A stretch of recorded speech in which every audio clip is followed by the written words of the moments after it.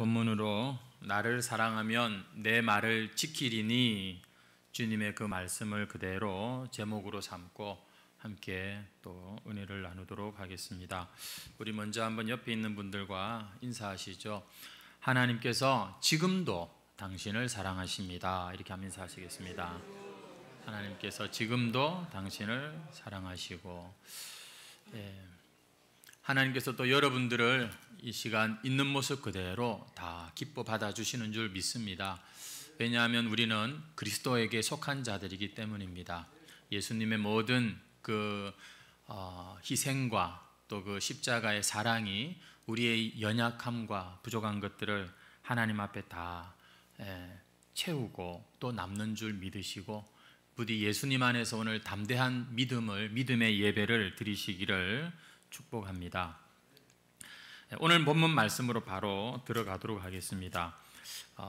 보니까 이 예수님의 제자 중엔 가룟 유다 말고도 가룟 출신의 이 유다 말고도 또 다른 유다가 있는 것을 볼 수가 있는데, 22절에 가룟인 아닌 유다가 이르되 하고 예수님께 질문을 하는 것으로 시작합니다. 어떤 질문인가 보시면, 주여 어찌하여 자기를 우리에게는 나타내시고 세상에는 아니하려 하시나이까? 그러니까 예수님 당신께서 자신을 우리한테는 이렇게 참 가르쳐 주셨는데 어떻게 세상에는 이렇게 나타내지 않으십니까? 이런 질문을 하고 있는데, 사실 이 질문에는 많은 또 의미가 담겨져 있습니다. 우리가 알기에 적어도 당신은 메시아이신데, 하지만 메시아는 이렇게 몇몇 사람만 알아서는 되는 그런 인물이 아니지 않습니까? 온 세상의 메시아고, 그래서 자기를 드러내고 세상을 다스리고 통치해야 하는 그런 메시아여야 하는데, 왜 이렇게 답답할 정도로 숨어 다니시고 피해 다니십니까? 좀 넓은 세상으로 나가시면 좋겠습니다. 이런 의미가 담겨 있는 것이죠. 여러분, 이 유다의 질문은 상당히 타당성이 있는 질문입니다. 분명히 예수님에게서는 메시아의 증거들이 나타나고 있습니다. 하나님의 아들 예수님이 분명하다면 지금보단 좀 더 당당하게, 더 아주 그냥 확실하게 사람들에게 나타나셔도 될 것 같은데, 왜 이렇게 늘 숨어 있고 다른 사람들한테 욕이나 먹고, 그리고 참 저 사람들에게 이렇게 핍박이나 받고, 이래 가지고 전도가 되겠나? 이래 가지고서 무슨 큰 일을 하겠나? 이런 생각인데, 사실 예수님의 현실이 그랬습니다. 하나님의 아들이라고 본인 스스로 얘기를 하셔놓고도 보면 늘 피해 다니고 계시고, 심지어 악인들이 조롱을 하고 그리고 핍박을 해도 가만 두어라, 내버려 두어라, 그리고는 그냥 자기가 알아서 자리를 피하시고, 이렇게 세월이 지금 3년이 지났는데도 예수님을 따르는 사람들은 고작 몇 사람에 지금 불과한 것입니다. 도대체 예수님은 자기를 세상에 드러낼 마음이 있는 건지 없는 건지 제자들이 봐도 헷갈리는 것이죠. 그래서 유다가 이런 질문을 하는 겁니다. 메시아면 메시아답게 자기를 세상에 나타내시고, 하나님의 아들답게 악한 것은 심판하고 뭔가 하나님 나라를 세워보십시오. 왜 이렇게 악인들을 심판하고 그리고 하나님의 나라, 당신의 나라를 세우는 일에 왜 이렇게 소극적이십니까? 당신의 능력을 보여주세요. 지금 이런 차원으로 이런 질문을 하고 있는 것입니다. 여러분, 예수님이 뭐라고 대답하셨을까 궁금하지 않습니까? 아무 대답도 안 하세요. 이 부분에 있어서 이 유다의 질문에 대해서는 아무 대답을 안 하시고 다른 대답을 하십니다.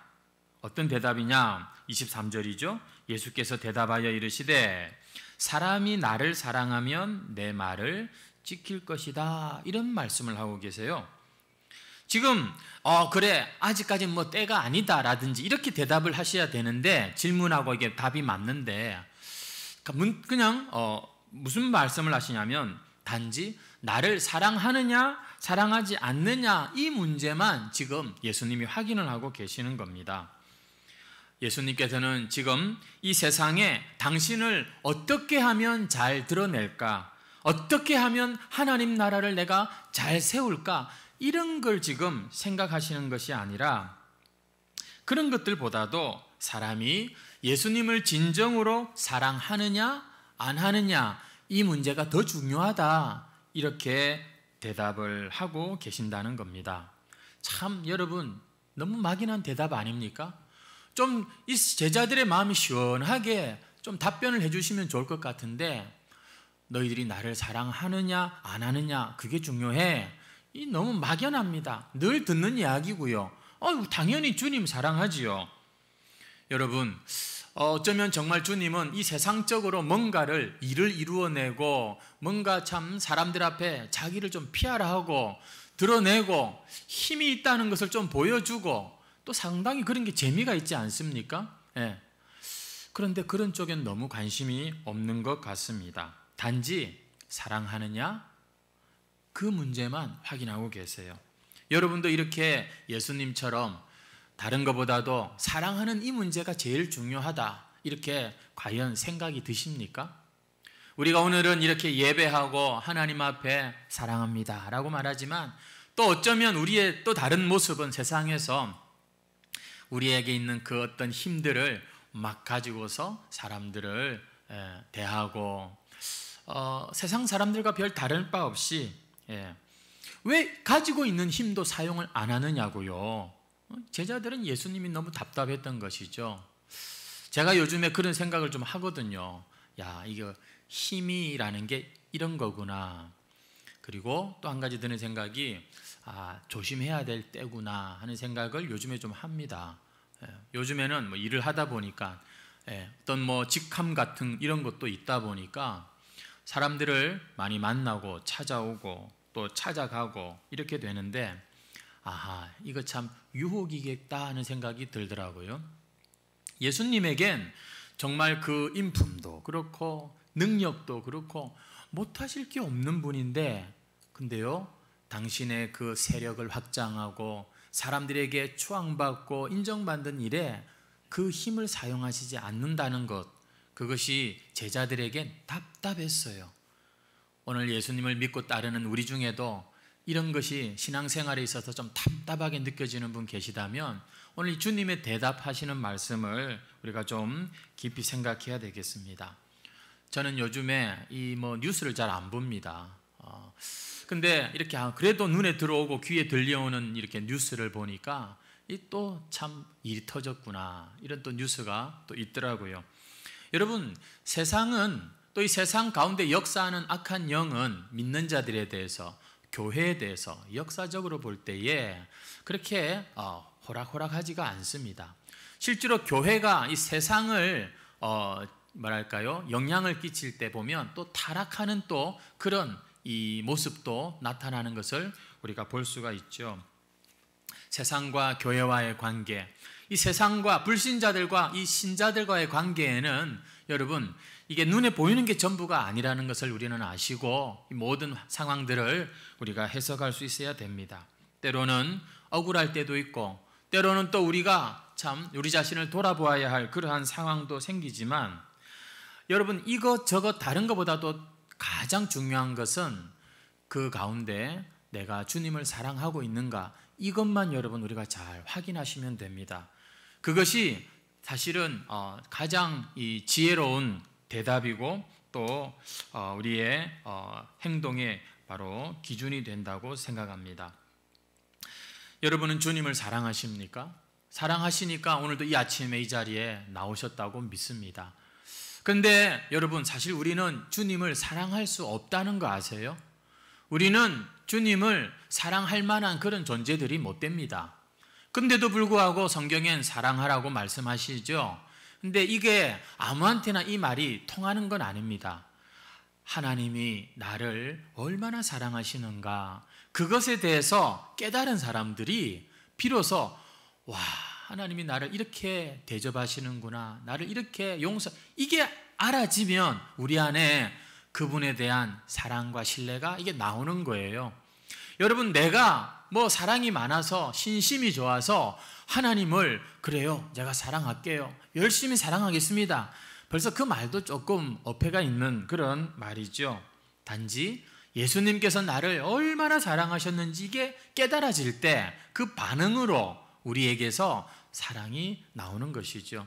그래서 요한일서 4장에도 보면 사랑은 여기 있으니 우리가 하나님을 사랑한 것이 아니요 하나님이 우리를 사랑하사 어떻게 하셨냐면 우리 죄를 속하기 위하여 화목제물로 그 아들을 보내셨느니라, 이렇게 말씀하고 있죠.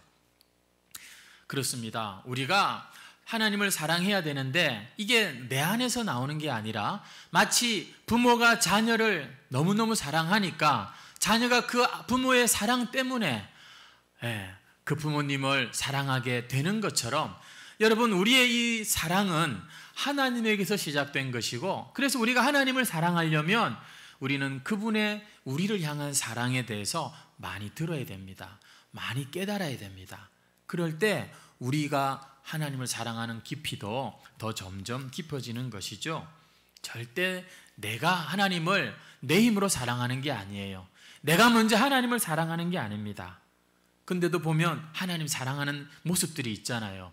정말 주님을 사랑하는 마음으로 이런저런 일들을 하시지 않습니까? 그게 다 하나님의 사랑과 그 예수님의 사랑을 우리가 깨달았을 때 나오는 반응이라는 것이죠.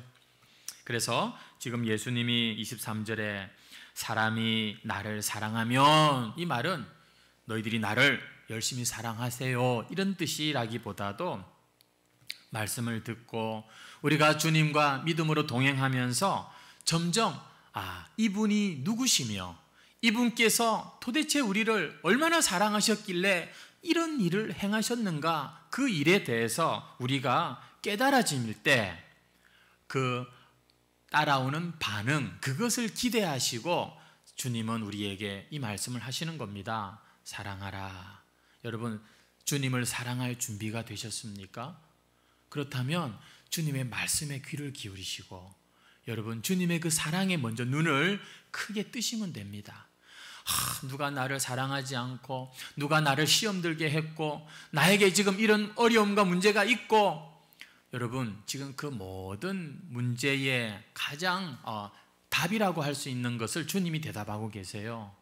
너희가 나를 사랑하라는 이 말씀을 하고 계시는 것이죠. 그런 차원에서 우리가 예수님을 사랑한다, 이 말은 우리가 그분이 누구신지를 아는 것을 말합니다. 성경은 그분이 하나님의 신성을 그대로 가지고 계신 하나님의 아들이라고 분명하게 증거하고 있지요. 여러분은 예수님을 어떻게 믿습니까? 예수님은 하나님이십니다. 이 세상을 창조하실 때 예수님께서 성부, 성자, 성령 삼위 하나님이 이 세상을 창조하신 분이 우리 예수님이십니다. 그분은 말씀이셨고 육신을 입고 이 땅에 오셨고 우리의 죄를 대신하신 분이시죠. 여러분, 우리가 예수님을 사랑하려면 이 복음을 알아야 됩니다. 이 주님의 참 그 놀라우신 사랑에 대해서 많이 들을 때 우리 마음에도 주님을 사랑하는 것이 생기는 것이죠. 예수님을 만난 사람들마다 보면 예수님 앞에 무릎을 꿇지 않을 수가 없었습니다. 왜냐하면 그분의 그 깨끗하심, 그 진실하심, 그 참 정결하심, 이런 것에 놀라지 않을 수가 없었어요. 그래서 복음서에도 보면 사람들이 예수님을 제대로 딱 알아차렸을 때는 주여 나는 죄인이로소이다, 나를 떠나소서, 이렇게 고백하는 그런 증언들도 있었던 것이죠. 사람은요, 아무리 훌륭해 보이는 사람이라 할지라도 그 사람과 좀 대화를 더 많이 나누고 그리고 그 사람과 실제 한번 같이 먹고 자고 살아보면 사실 우리는 그 사람들에게서 역시 인간이구나, 실수할 줄 할 수 있고 허물 많은 그런 참 사람이구나 하는 것을 알 수 있습니다. 그런데 예수님을 만난 사람들은 그들이 발견한 것은 무엇인가? 주님은 가까이 하면 가까이 할수록 그분의 사랑과 성품과 그분에게서 나타나는 그 하나님의 영광 때문에 와, 이분이야말로 메시아다, 우리가 메시아를 만났다, 이런 고백을 하지 않을 수가 없었던 것이죠. 예수님은 가까이서 보았을 때도 하나님이셨습니다. 성도 여러분, 기억하십시오. 우리가 예수님을 사랑한다는 것은 그분이 어떤 분인지를 우리가 점점 알아가는 것과 관계합니다. 사랑하는 사람은, 하나님을 사랑을 하는 사람들은 보면 하나님을 깊이 아는 그런 사람들이라는 것이, 이게 비례한다는 것이에요. 그리고 우리가 예수님을 이렇게 사랑하려면 또 그분이 하신 일을 우리가 알아야 합니다. 여러분, 예수님이 이 세상에 오셔서 많은 일을 하셨는데 오늘 우리가 예수님이 나를 위하여 하신 일이 뭐라고 알고 계십니까? 왜 하나님이신 예수님께서 그 하늘의 보좌와 영광을 버리시고 이 땅에 낮고 천한 몸으로 찾아오셨습니까? 오셨다면 여러분, 그 이유가 있겠죠. 바로 우리를 구원하시기 위해서입니다. 왜 우리를 구원하십니까? 우리를 사랑하시기 때문인 것이죠. 생명과 복의 근원이신 하나님을 떠나서 방황하며 인생을 살고 결국에는 영원한 죽음으로 가는 이 심판을 피할 수 없는 이 인생들을 하나님은 불쌍히 여기시고 그리고 사랑하셔서 우리와 똑같은 이 육신의 모양으로 이 세상에 갓난 아기의 모습으로 찾아오신 것입니다. 여러분, 우리는 이 주님께서 하신 일을 너무 잘 알고 많이 듣고 있지만 여러분, 우리가 정말로 이 하나님 주님이 하신 일을 안다는 것은 그 일을 행하셨던 주님의 마음도 아는 것이어야 합니다. 안 그러면요, 이 세상엔 정말 수많은 일들이 얼마나 많습니까? 그런데 그 중에 나하고 관련이 되는 일들은 그 일의 이면이랄까요? 그 일을 한 사람의 마음도 느껴지기 때문인 것이죠. 세상에 선물이 얼마나 많습니까? 근데 나에게 딱 주어진 선물, 우리는 거기서 무엇을 느끼죠? 그 선물을 준 사람의 마음을 느끼는 거 아니겠습니까? 우리가 예수님, 그분이야 당연히 그런 일을 하셨죠 라고 쉽게만 생각할 게 아닙니다. 오늘 제 설교를 또 다 아는 이야기 하신다 이렇게 생각하지 마시고 한번 잘 들어보세요. 여러분, 예수님께서 날 위하여서 행하신 그 일은 결국 그분의 마음을 우리가 느낄 수밖에 없습니다. 우리가요, 밖에 뭘 하나 사러 가려고 해도 옷을 입고 신을 신고 나가야 됩니다. 우리가 누군가를 찾아간다는 거, 신방한다는 거, 그것도 준비를 하고 차를 타고 이렇게 찾아가는 일인 것입니다. 전화를 하는 것까지도 마찬가지고요. 누군가에게 찾아오신다는 거, 여러분, 이것은 분명히 뭔가 그 사람의 의도가 있고 마음이 있는 것이기에 움직이게 되어 있는 것 아닙니까? 그래서 우리가 예수님이 하신 그 일을 그냥 아하 하고 들을 게 아니에요. 그 이면에는, 그 십자가까지 지기까지에는 그분의 나를 향한 마음이 분명히 있기 때문 아니겠습니까? 그 마음을 여러분 아세요? 혹시 내 자녀가, 내가 정말 아끼고 사랑하는 사람에게 어떤 문제가 일어났어요. 뭔가 잘못해가지고서 아주 참 어려움을 당하게 되었을 때 여러분 부모 심정이 어떻겠습니까? 할 수만 있다면 그 고통, 내가 대신해주고 싶은 그런 간절한 마음이 들지 않겠습니까? 저는 주님께서 우리를 위하여 이 땅에 오셨다고 하는 이 너무너무 오랫동안 들어왔던 이 말씀이 설교를 준비하면서 다시 한번 그 마음을 좀 느낄 수 있는 그런 은혜가 있었기에 여러분들하고 그렇게 나눕니다. 여러분, 예수님은 우리를 잘 아세요. 그래서 당신의 그 깨끗한 거룩한 피가 아니고서는 피 흘림이 없은즉 죄 사함이 없느니라. 그 율법의 요구대로 이루기 위하여 기꺼이 이 피를 가진 혈육의 몸으로 우리에게 찾아오신 겁니다. 왜요? 바로 우리를 구원하시기 위해서요. 우리를 그 죄로부터 해방시키기 위해서 우리에게 찾아오셨고 우리 대신 십자가에 달려 못 박혀 죽으신 거예요. 저는 그 주님의 그 십자가에서 나를 사랑하시는 주님의 그 마음이 느껴지니까 너무너무 행복하고 기쁘고 좋습니다. 성도 여러분, 우리가 주님을 안다라고 하는 건 성경에 보니까 뭐 예수님 이런 거 저런 거 뭐 많이 하셨네 수준에서 끝나는 게 아니라 왜 그렇게 하셨냐? 나를 사랑하셨기 때문에. 여러분, 이 마음까지 전달되는 그런 지식이 되기를 바랍니다. 주님의 이 마음까지 우리가 참 깨달아질 때 어찌 우리가 마음이 뜨거워지지 않을 수가 있겠으며, 어찌 우리가 주여 나도 주님 사랑합니다 이런 반응이 나오지 않을 수가 있겠습니까? 그래서 구원은 사랑입니다. 복음은 사랑이에요. 사랑은 마음이고, 그렇죠, 감정이고, 그렇죠, 그런 것이죠. 우리의 신앙이 이렇게 사랑의 지식, 사랑의 그런 신앙이 되었으면 좋겠습니다. 사실 예수님 당시 이 십자가는요, 저주와 부끄러움의 상징이죠. 왜냐하면 사형틀입니다. 아주 극악무도한 죄인들을 죽이는 그런 도구가 십자가였는데, 근데 예수님이 그 십자가에서 빨가벗기워 죽임을 당한 사형수라 이 말입니다. 그런 사람의 이름을 입에다가 이렇게 올리면서 구원자니 하나님이니, 여러분 이게요 상당히 어쩌보면 위험한 그런 발언이기도 합니다. 하지만 내가 복음을 부끄러워하지 아니하노니, 사도 바울이 그렇게 고백했을 뿐만 아니라 모든 제자들, 모든 믿는 자들이, 초대교회 성도들이 이 십자가의 복음을 부끄러워하지 않고 자랑했습니다. 왜냐? 그 마음을 알았기 때문인 것이죠. 그 십자가에 못 박히신 예수님이 하나님이라는 사실과 그분께서 나를 사랑하셔서 그 일을 하셨다는 게 믿어지고 깨달아질 때, 주의 십자가 나도 지겠습니다. 여러분, 이렇게 마음으로 주님을 따르는 자들이 된 것이죠. 성도 여러분, 우리가 이 예수님을 알고 이 복음을 안다면 여러분, 우리는 주님을 사랑하지 않을 수가 없습니다.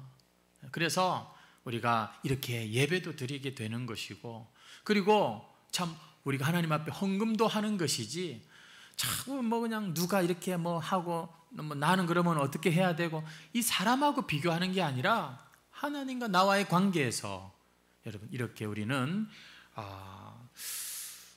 모든 일을 할 수가 있는 것이죠. 그래서 예수님께서 십자가에서 피 흘리기까지 하셔서 해결하려고 하셨던 그 죄, 그 우리의 죄가 무엇인가, 이걸 깨닫고 회개한 자는 예수님을 사랑하지 않을 수가 없는 것입니다. 오늘 우리가 읽은 본문 말씀에 보면 예수님께서는 나를 사랑하는 자는 내 말을 지킬 것이고, 또 반복해서 나를 사랑하지 않는 자는 내 말을 지키지 않을 것이다 라고 말씀하죠. 23절을 보십시오. 예수께서 대답하여 이르시되 사람이 나를 사랑하면 내 말을 지킨다 그랬죠. 24절 보세요. 나를 사랑하지 아니하는 자는 내 말을 지키지 않는다라고 하죠. 여러분, 이렇게 사랑하면, 사랑하지 않으면, 지금 이렇게 반복해가지고서 이렇게 지금 말씀하시는 이유가 뭘까요? 강조하시는 겁니다.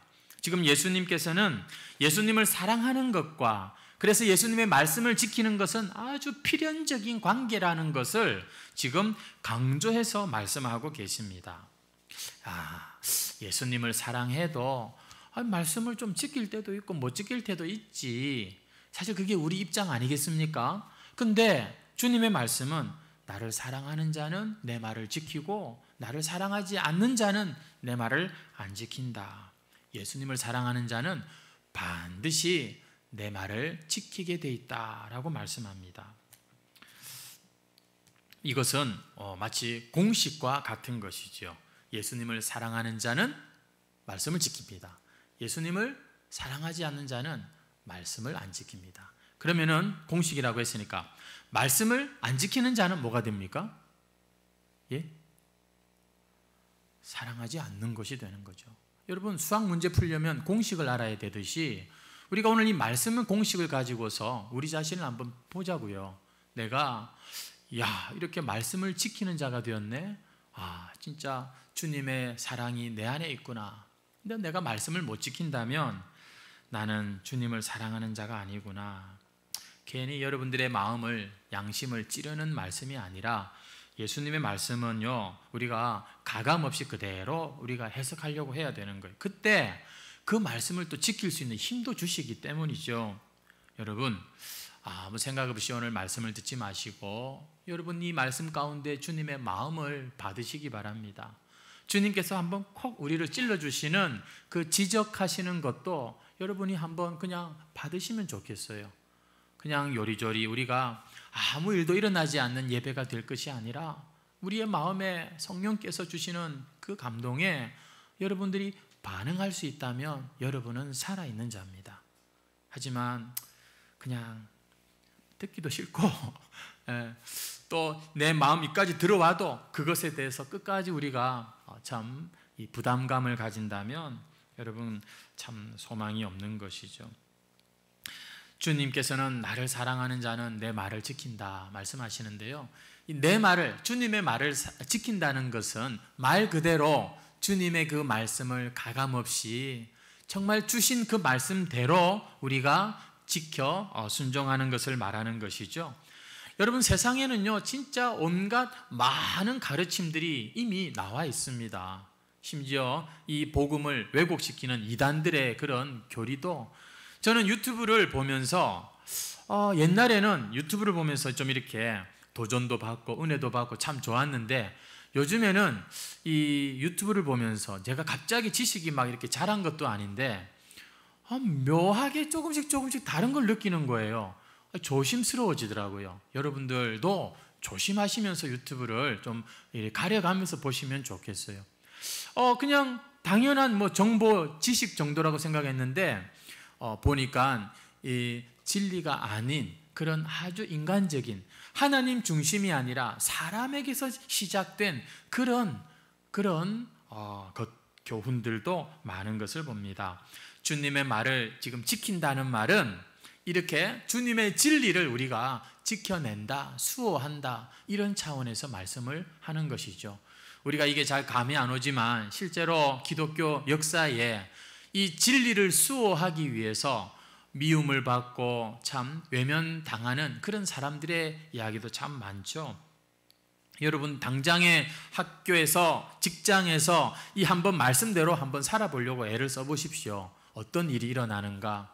여러분 우리가 이 진리를 따라 사는 것은 쉬운 일이 아닙니다.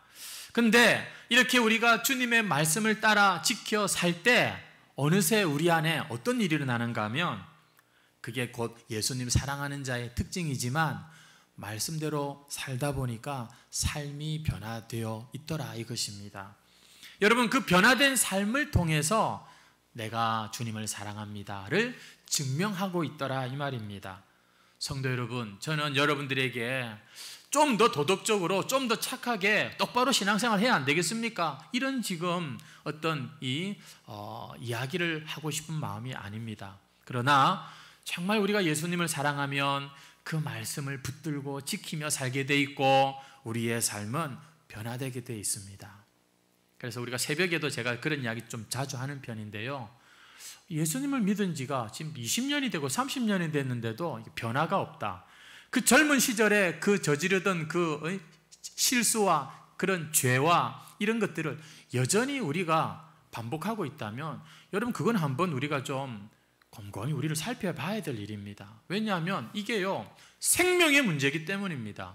주님이 내 안에 계시다면 당연히 우리 삶엔 변화가 생기게 되는 것입니다. 온전하지는 않겠지만 여러분 어찌 우리가 그 옛날부터 그 짓던 그 죄를 지금도 못 끊어내고 있냐고요? 이건 제가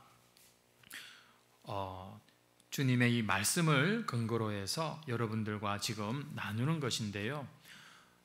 하나님을 마음에 모시고 있다고 하면서 우리가 어찌 변화가 없을 수 있겠습니까?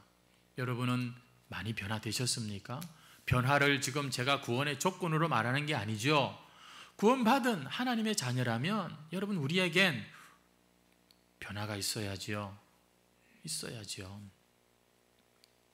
맨날 와서 그냥 좀 나를 위로해 주시오, 나를 좀 만족시켜 주시오, 이런 태도가 아니라 하나님 앞에서 우리가 성도의 태도를 회복합시다. 주여, 내가 아직도 이렇게 참 연약합니다. 고쳐주세요. 변화시켜 주세요. 여러분, 우리가 하나님께 맞춰야지 하나님의 말씀을 우리한테 맞추어서는 안 되겠지요.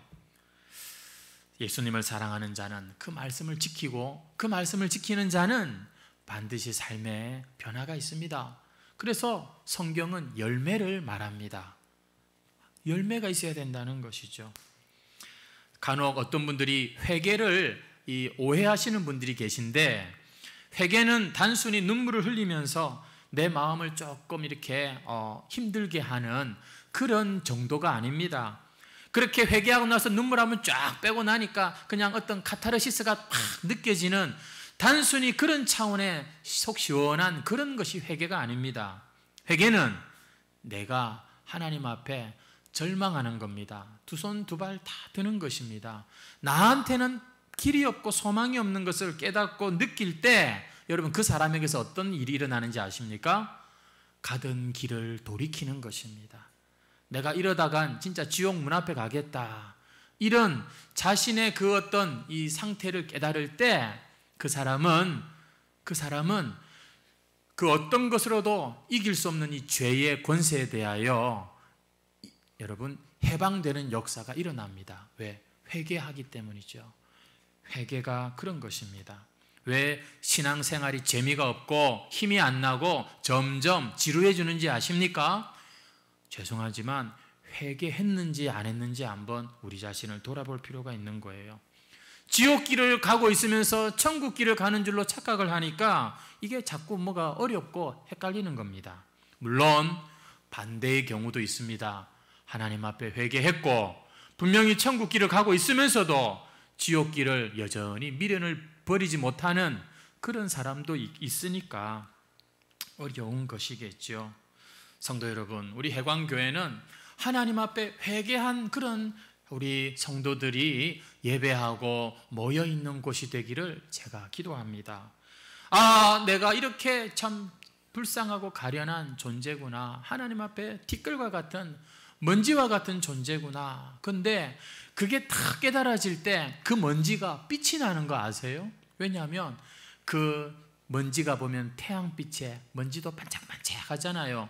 여러분, 우리가 진짜 좀 죄송한 표현이지만 똥통입니다. 똥통. 어떤 목사님이 그런 표현을 하시더라고요. 우리 육신이라고 하는 게 참 그렇게 별일이 없어요. 아마 오늘 우리가 고침을 받아서도 언젠가 우리는 또다시 병들고 결국엔 죽고 말 인생입니다. 그런데 이 먼지와 같은 우리 인생에 하나님의 빛이 비치니까 하나님의 영광을 반사하는 이런 멋진 먼지가 되더라, 이 말입니다. 이런 것을 깨닫는 게 회개라고 하는 것입니다. 다 내 탓이구나. 다 참 우리 인간들이 보니까 이렇게 불쌍하고 가련한 죄인들이구나. 여러분, 이렇게요, 회개한 사람들은 한꺼번에 하루아침에 변하지는 않습니다만 그래도 아니까 더 이상 사람의 영광을 구하기보다 이제 하나님의 영광을 구하는 자가 됩니다. 목사들 세계도 장로들 세계도 보면은요 막 하던데 자기 영광을 목적으로 하는 그런 일들이 참 많은 것을 보면서 그런 걸 보고 있는 나도 참 교만하다, 그런 생각을 하는데, 성도 여러분, 우리가 하나님 앞에 딱 한번 꺾여본 그런 회개한 죄인들은요, 사람의 그 영광이 아니라 진짜 하나님의 영광을 구하게 되어 있고 사모하게 되어 있습니다. 그러면 세상살이가 힘들고 어려워도 그 사람은 하나님의 방법을 찾습니다.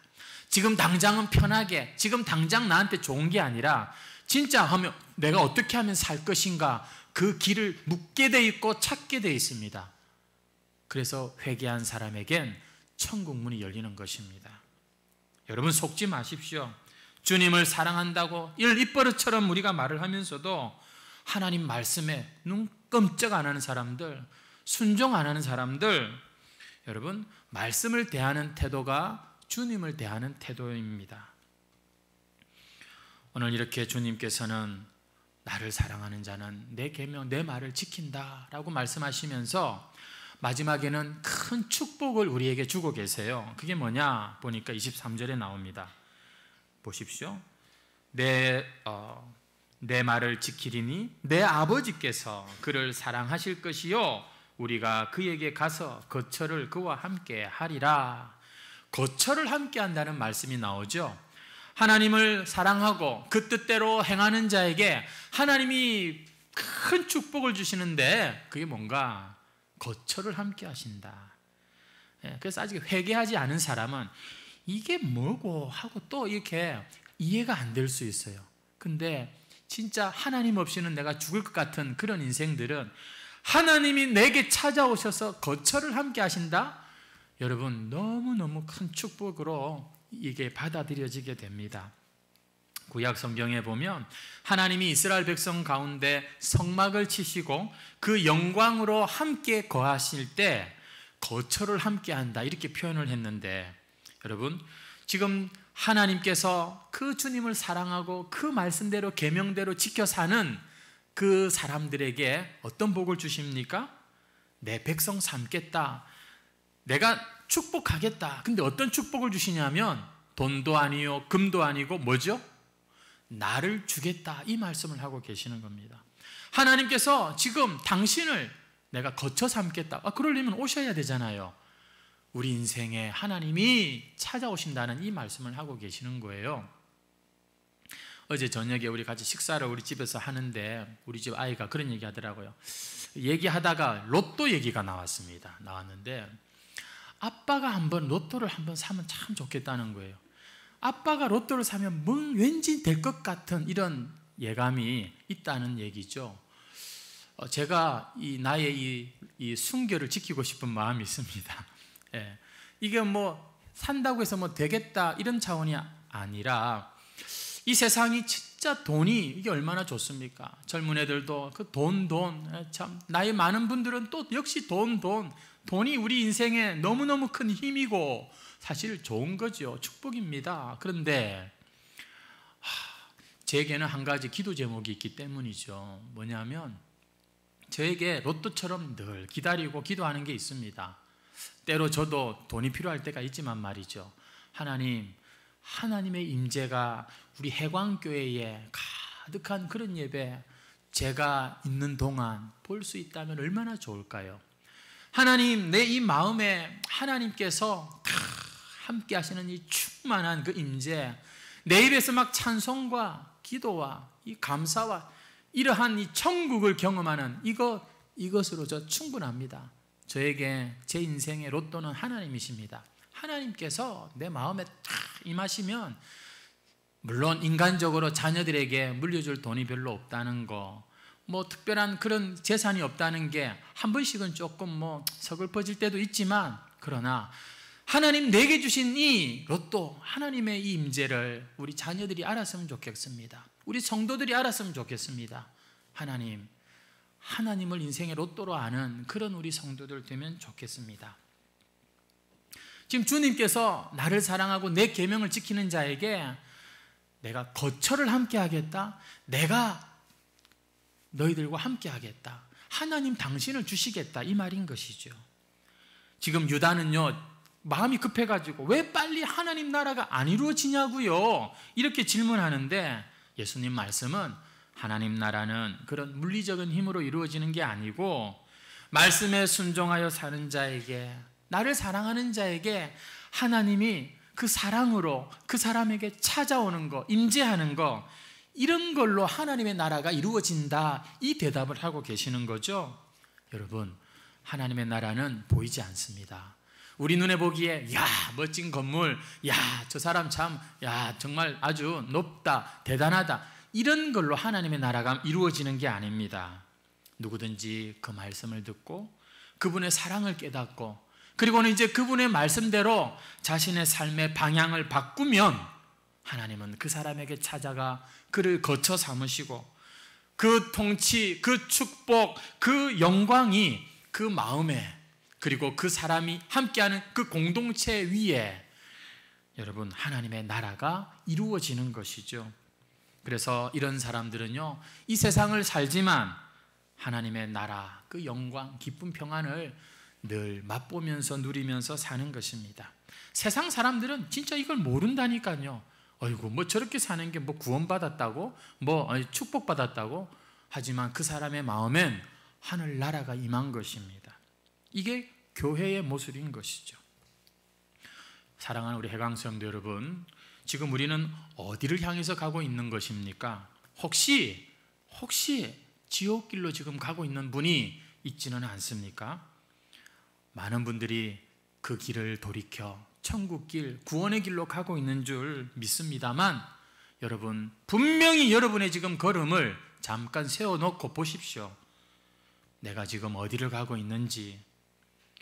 이게요, 분명하지 않으면 결국 그것은 교회가 아닙니다.